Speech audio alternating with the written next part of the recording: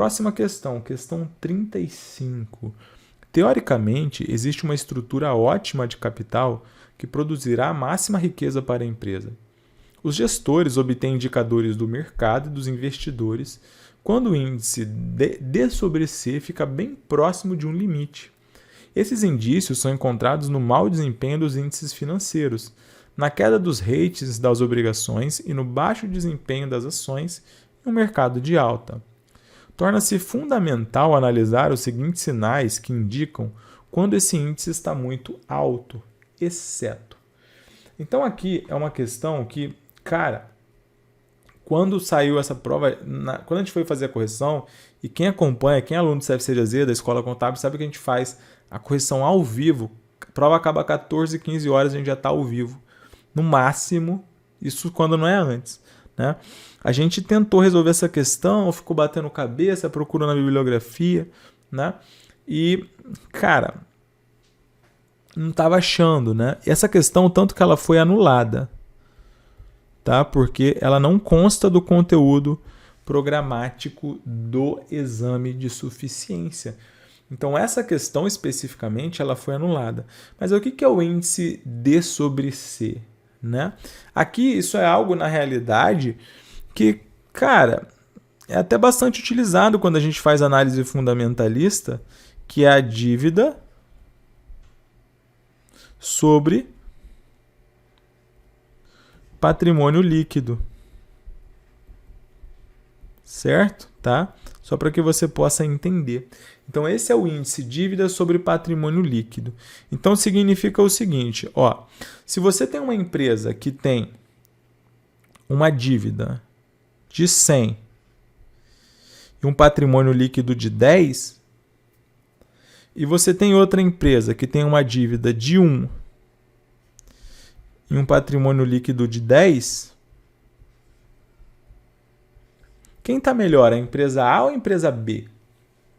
Ora, obviamente, é a empresa B, correto? Por que é a empresa B? Porque a empresa A ela tem 10 vezes de dívida o que ela tem de patrimônio líquido.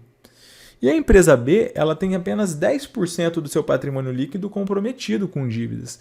Então, isso aqui é uma coisa que, por exemplo, em 2022, todos vocês devem perceber que nós estamos passando por um aumento de taxa de juros. Vocês devem ter ouvido falar que muitas empresas estão fazendo demissões em massa, certo? Por quê? Porque isso aumenta o custo do capital.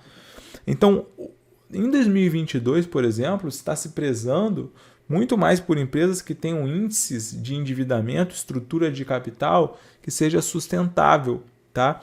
Então, esse índice, quanto mais alto aqui, né? Exceto se você fizer uma análise bem específica, né, de setor, não significa que não tem endividamento é o melhor mundo, porque às vezes com endividamento você pode ter resultados melhores, porque se você pega o capital e você emprestado e você faz bom uso daquele recurso, gera retorno para a empresa, pode ser que vale a pena mais do que quem não tem dívida muitas vezes, tá? Então é muito do contexto, mas quando esse índice ele foge do padrão, quando ele está muito alto, isso tende a ser um problema, tá? Então, conseguiram entender o que eu falei? Sim ou não? Respondam para mim só para eu saber se ficou claro essa explicação.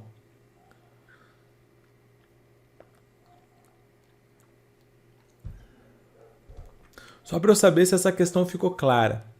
Então, quanto mais alto, maior esse índice dívida sobre patrimônio líquido, pior para a empresa. Por quê? Porque ela tem mais dívida e ela não vai conseguir arcar com essas dívidas porque isso vai ficando maior que o seu patrimônio líquido. Em ações, a grosso modo, né, você vai falando assim, se esse índice for até 3, ok para investir, mas essa é uma conta bem por cima, tá? Entenderam? Quem entendeu, responde sim para mim, tá? Então, isso é uma coisa que quando você está fazendo análise fundamentalista, você olha esse indicador, tá? Então, beleza. Se o seu índice, dívida sobre patrimônio líquido, ou D sobre C, como a questão chamou, ele está muito elevado, você acha que os banqueiros vão querer emprestar dinheiro para a empresa? Sim ou não? Não, certo? Então vai ter relutância dos banqueiros em emprestar dinheiro. Ok, então a letra A está correta no nosso gabarito. Tá? Ó, as ações não acompanham as altas de preço de mercado. Então pode acontecer o quê? Se você está com um endividamento muito alto, provavelmente o mercado vai perceber, né, que o seu endividamento está muito elevado e ele vai bater nas ações da companhia, porque vai parar uma dúvida sobre a sustentabilidade da empresa no longo prazo. Então, muitas vezes pode ser que o mercado de ações esteja subindo, mas a sua empresa que tem uma estrutura de endividamento muito elevada, ela não acompanha essa alta de mercado. Então, a letra B também está correta no nosso gabarito. Tá? E olha só, a letra C. Outras empresas do mesmo setor industrial têm índice D sobre C maior. Então, é aqui, por exemplo, se a empresa A ela tem um índice de dívida sobre patrimônio líquido de 10 e a empresa B ela tem um índice dívida sobre patrimônio líquido de 0,1, beleza? A empresa B, né? A empresa B, ela está melhor do que a empresa A. Mas, então, o índice D sobre C, quanto maior, pior. Então, as outras empresas do mesmo setor industrial, em tese, se elas estão melhor, elas vão ter um índice de dívida sobre patrimônio líquido menor. Tá?